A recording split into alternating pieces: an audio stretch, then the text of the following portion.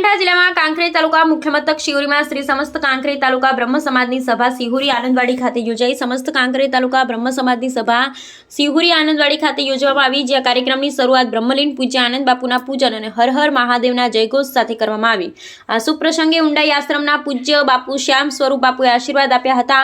સમસ્ત ગુજરાત બ્રહ્મ સમાજ ઉપપ્રમુખ હરગોવનભાઈ સિરવાડીએ સમાજના વિકાસ અને ચિંતન વિશે વાત કરી હતી, તેમજ આનંદવાડીના નવીન કારોબારીની પ્રમુખ, મહામંત્રી, ઉપપ્રમુખ સહિત કારોબારીની રચના કરવામાં આવી હતી। આ આનંદવાડી શિહોરીની નવી કારોબારી રચનામાં પ્રમુખ તરીકે વિષ્ણુભાઈ મનસુખભાઈ રાયગોર, ઉપપ્રમુખ તરીકે જોશી ભરતભાઈ લાલજીભાઈ, મહામંત્રી તરીકે મહેશભાઈ જોશી સહિત યુવા પ્રમુખ તરીકે મનુભાઈ પ્રભુરામભાઈ ચીમનગઢ, મહામંત્રી તરીકે અમૃતભાઈ દવે, આમ સર્વે સંમતિથી હોદ્દેદારોની પણ વરણી કરવામાં આવી।